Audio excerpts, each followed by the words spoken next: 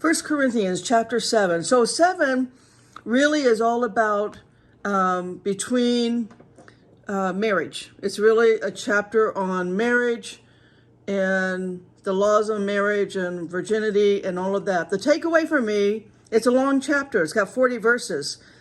The takeaway for me, I found in verse 9, but if they cannot contain, let them marry, for it is better to marry than to burn.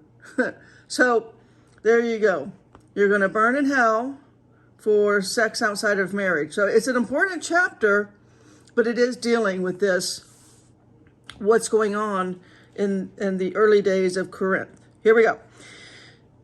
Now, concerning the things whereof you wrote unto me, it is good for a man not to touch a woman. Nevertheless, to avoid fornication, let every man have his own wife, let every woman have her own husband. Let the husband render unto the wife due benevolence, and likewise also the wife unto the husband. The wife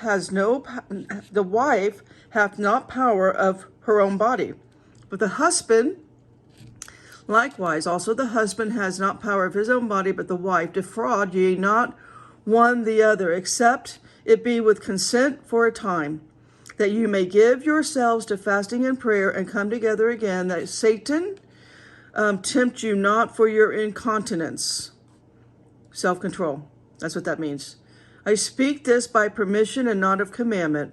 For I would tell all men were even as myself, but every man has proper gift of God, one after this manner and another after that. I say therefore, to the unmarried and the widows, it is good for them if they abide even as I.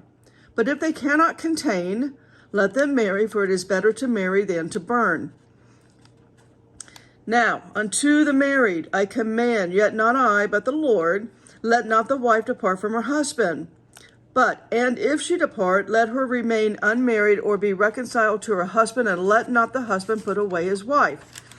But to the rest speak I, not the Lord.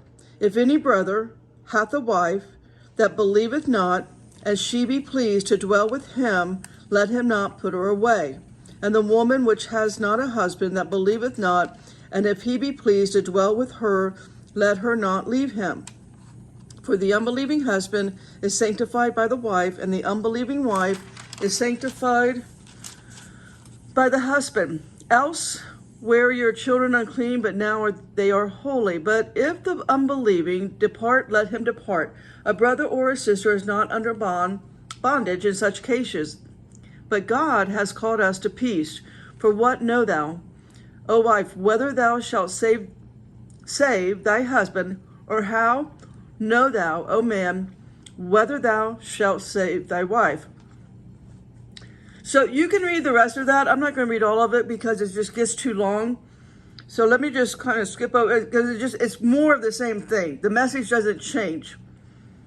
Let me skip down to verse 35 and read to the last.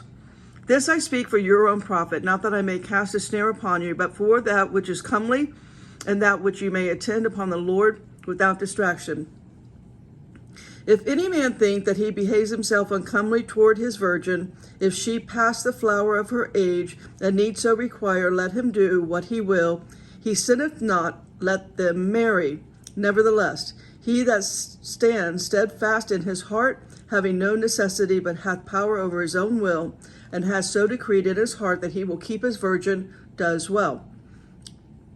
So then he that give her in marriage doeth well, but he that give her not in marriage doeth better.